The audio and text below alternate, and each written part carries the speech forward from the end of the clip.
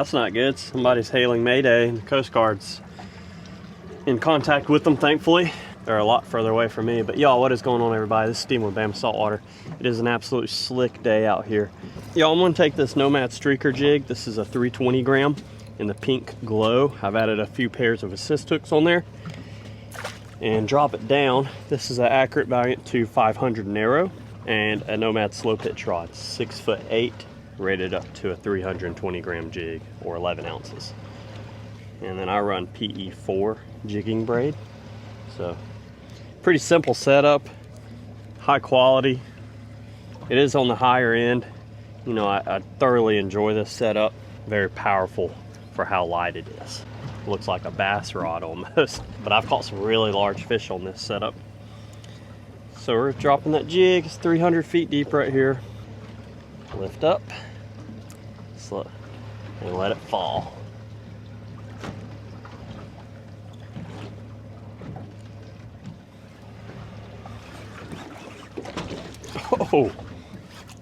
Oh, that's a big fish there. Dang,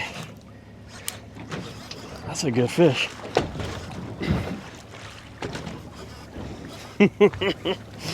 Heck yeah. Now just got to bring it up from all the way down there.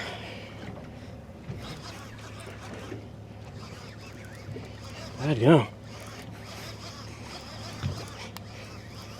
Lifted it a few feet off the bottom.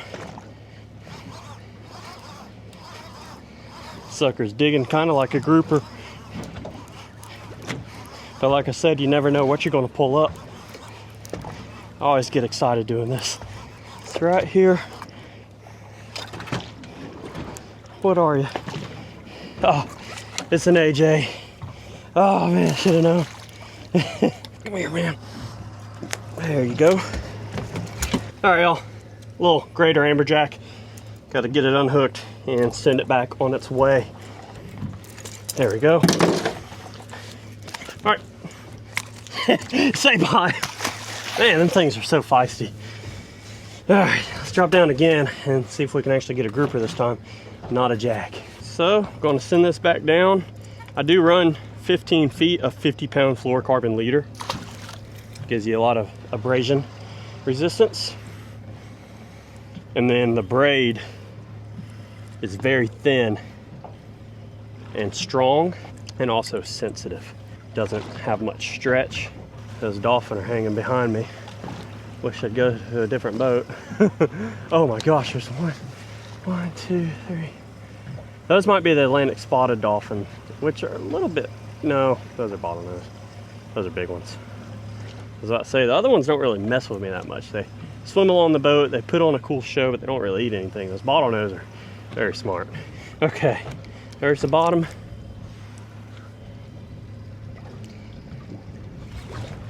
Let it reach bottom. Just a slow lift and a fall. Oh! And they get it on that drop. That might be our grouper. That just might be our grouper. 299 feet.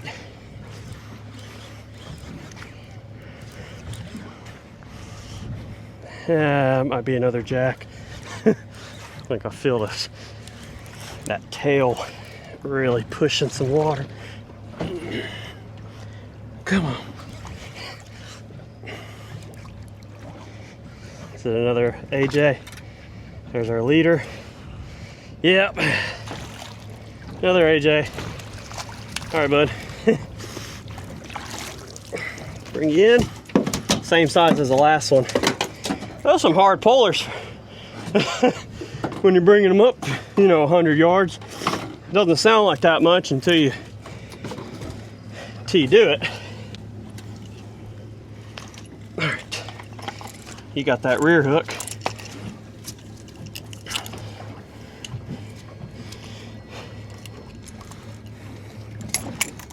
There.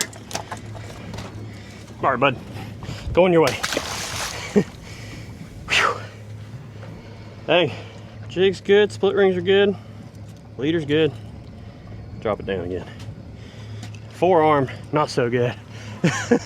I'd prefer not to hook into those amberjacks, considering they're undersized and out of season. Now, I can't complain about catching fish. I absolutely love fishing no matter what. But would much rather exert my energy towards something I can throw in the fish cooler or the fish box. Either way though, it's still fun, especially when artificial. I didn't bring any bait out here, only jigs and lures.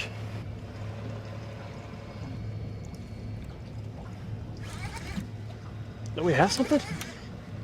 Yeah. See, they always get it on the drop. That's what I like about the slow pitch jigging versus, you know, high speed vertical jigging. So you can get a lot more bottom species that way, like your groupers, your snappers, etc. And they get it on that fall, which looks like an injured bait fish coming down versus a fleeing bait fish running away. They all have their place though. There you are.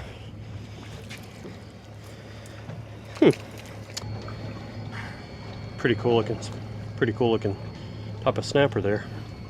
I believe that's a Winchman snapper. Do know there's no minimum size limits on them, but you're allowed 10. So first one I've ever caught. That's pretty cool. Bet that eats really well. So we caught 2 greater amberjacks that were undersized and out of season, and then that Winchman snapper, and I'm just resetting my drift again. I honestly like drifting when I'm slow pitch jigging out here, you know, beyond 200 feet. I feel like you cover some good water and get your jig in all those nooks and crannies versus just popping the trolling motor down and sitting over one spot. Now, on pyramid reefs and other man-made structures, I'll put the trolling motor down a lot of times, or most of the time. There's so much rock, gravel, and drop-offs, you want to drift over it. It's just a bunch of natural bottom out here along the shelf edge. And that's what it looks like zoomed in. Really cool. A lot of good spots for grouper and snapper. Hooked some really big sharks out here. Caught my best gag groupers out here, even though those had to get thrown back. But I catch a lot of scamps. A 60-pound AJ out here one time. Whew, a lot of good fish out here. A lot of cool fish.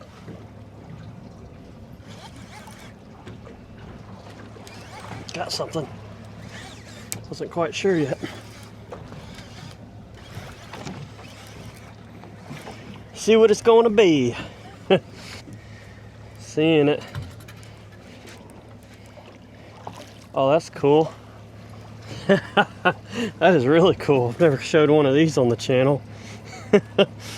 Guess you could kind of guess what that thing's called. A big eye. Considering it has a giant eye. Look at that. Get that hook out. Look, that sucker ate thing as big as it was. What a really cool looking fish that is. You know, it's not a giant by no means, except his eye is in proportion to his body. I bet that thing can see really well down there. Came from 282 feet deep. How cool. So we have a few firsts for the channel. Never shown those species before. That's why I enjoy jigging and fishing saltwater in general, but especially deep water, or, you know, fairly deep water jigging. You never know what's hanging down there. I mean, there's fish that live as deep as you could possibly get a lure down. There's some sort of organism that lives down there. See, like that. That's why I stopped right here. Because that was a nice wad of fish on that depth finder. There you are. That's what it is. All red snappers. A lot of red snapper. We're going to put it on our descending device. Here, close your jaws. There we go. Since it is suffering from bear trauma coming from that deep, it's got bubbling coming out of its scales. Stomach's kind of poked out.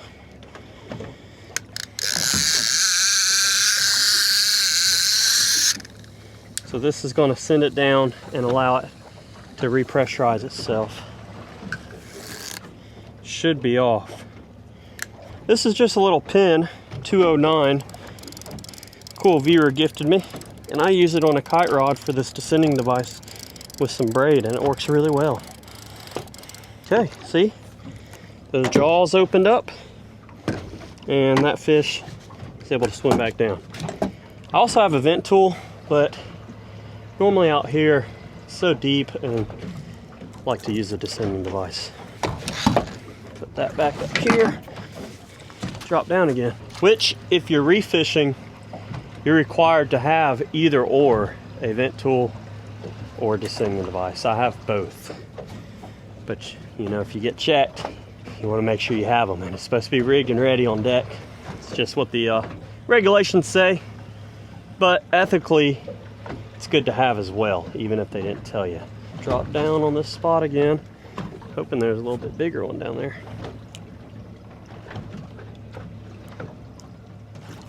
Oh, like that. As soon as I said it, it's like I'm hoping there's a little bit bigger one. Yeah, that's a nice puller there. Okay, we got it up off the bottom, and we just got to get it through the rest of the water column.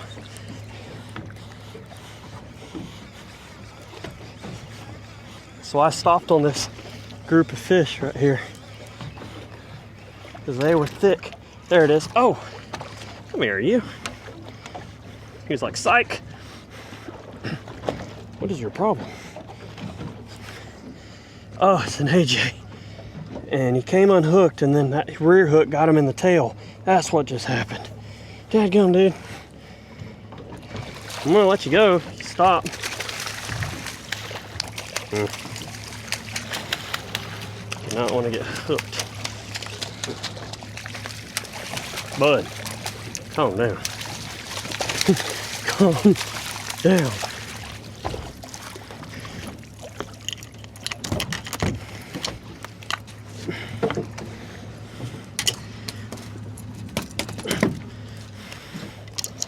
There. Go on your way, man. Yeah, he came up, and as soon as he went to swim away, the hook came out of his mouth, and then the rear hook got him. And yeah. Made a little undersized AJ.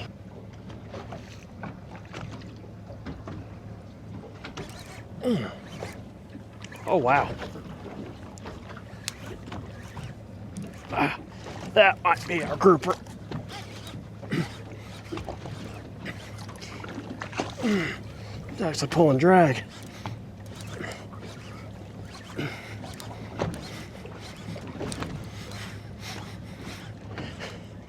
Came in a couple miles to about 250 feet, dropped down a 180 gram buffalo jig in the pink glow. This is a good fish. This might just be our grouper that I'm looking for. Come on. There it is. No, is that AJ? Or shark? That's a shark. You gotta be kidding me. That's not a grouper. Hey, sharp-nosed shark. I could keep that if I wanted to. See those white dots on it? Hey, calm down. Calm down. There you go. So I don't like bringing those things in the boat. Thankfully, I did though, because he took my jig, but I'll be able to get it out of him. Good gracious, man. And my jig's out. Sweet. He unhooked himself. You're just asking to be kept, aren't you? Oh, those hooks are in you. All right. Let me go around the other side, get those hooks out of you.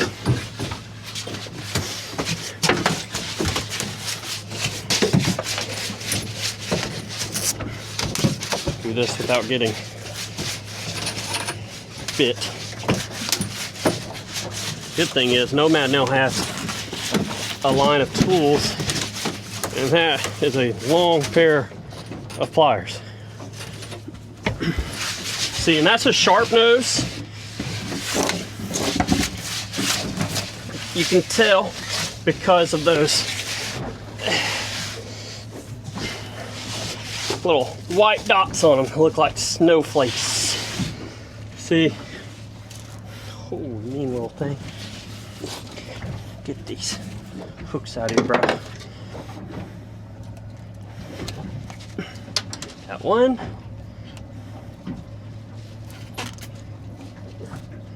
And got two.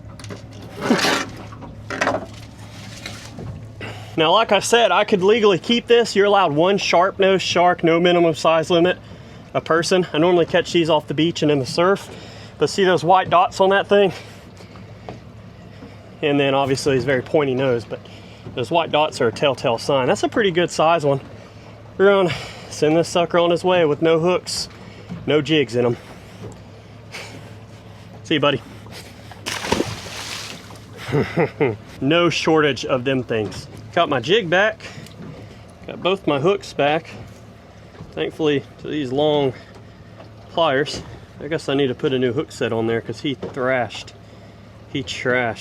that assist cord. But this is a jig I dropped down to. It's a 180 gram buffalo jig in the same pink glow color. So I put a new set of assist hooks on there. These do come with a single assist hook, which you could run straight out of the pack. But I like these. But these are twin assist hooks with that flash on there, made by BKK. Not a sponsor, but I do like using their hooks. Nomad uses their hooks on most of their lures, but on my jigs, I do like that twin assist hook. I think it gives a little more shine to it, a little more flash. I'll do another 4-wrap uni. Oop, that's why you always wet your knot first. But like I said, do another 4-wrap uni. 1, 2, 3, 4. And anything above 40 pound, I normally do 4 wraps.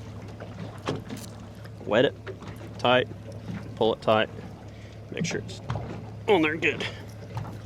You don't wet it. If you don't wet fluoro, a lot of times it can burn itself or chafe up against itself, and then you saw what happened.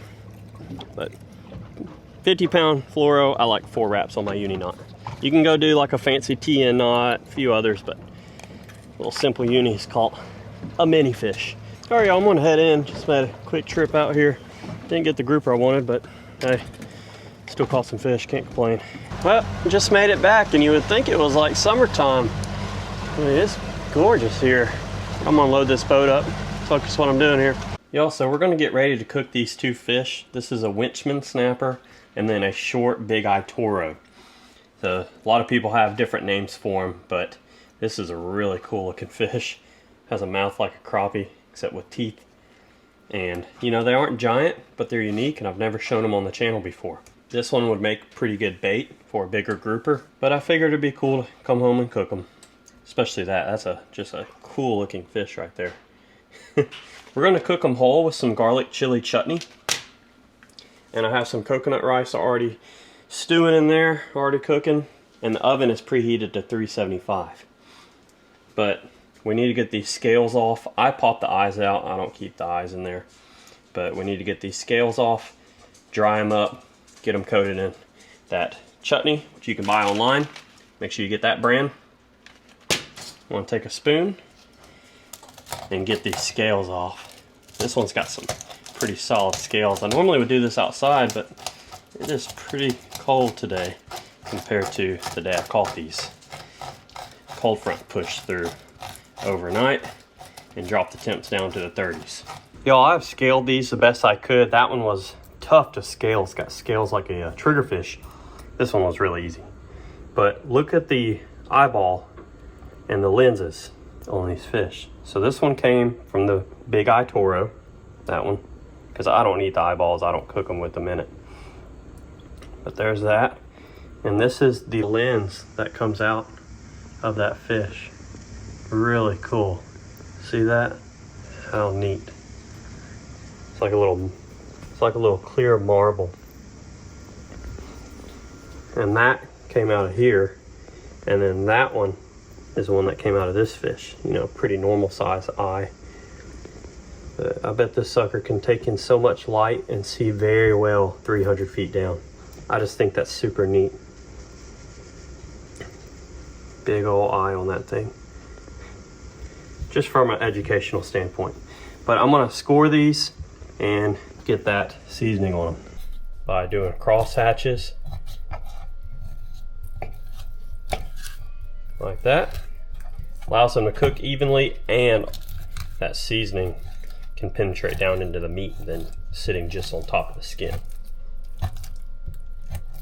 Now those are scored. Let's season them up. Get our avocado oil. Now we're going to take this dry garlic chutney, very good flavor to it, and season both sides. And that's it. You don't need any salt, you don't need any pepper. This has enough chili in it, and then that garlic. Nice, good flavor. Then you'll have a tasty flavor contrast with that sweeter coconut rice.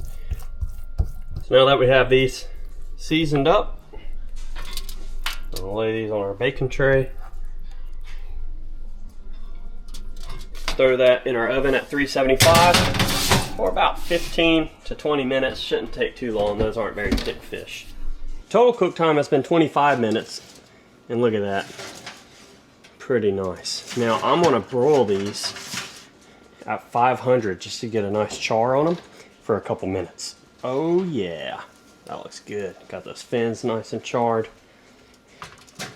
That's what I'm talking about. That right there, if you know, you know. Whole fish, scored and seasoned.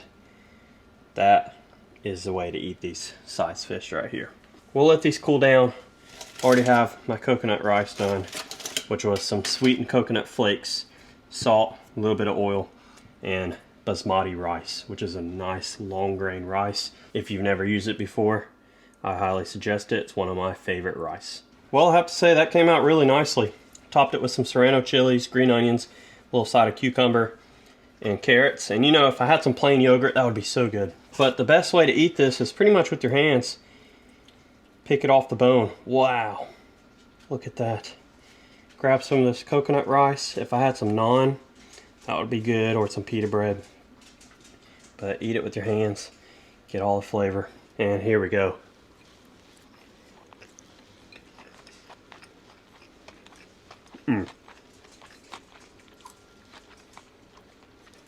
That is good. Got a little spice there, but that is tasty. It may seem complicated, but it's actually really simple to do. That was the Winchman snapper, which was my first time trying it. Let's give our Big Eye Toro a try. Let's see how it comes off the bone. Ooh, peels off perfectly. Get a little bit of rice, and here we go. Oh wow. Okay, that Big Eye Toro is very sweet. Like, that is a tasty fish. That was my first time trying it. Let me just try just a piece. No rice or nothing. That's an interesting way to describe it. I guess like a pompano maybe? I don't know, it's very tasty. And then, you know, that chili garlic chutney and the serrano chilies have a decent kick to them. But that sweeter coconut rice just is a great contrast. Man, that is good.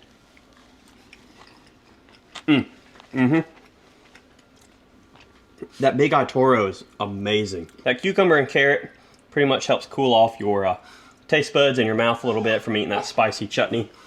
Oh no, you can't have anybody. He's begging for some. I did give him some carrots and cucumber though. But y'all, appreciate you for watching. Eat my carrot. Hope you enjoyed this catch, clean, cook.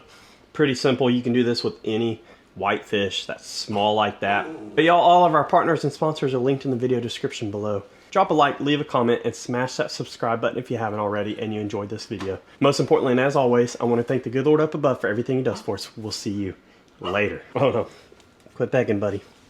You know, we'll give him a carrot. There.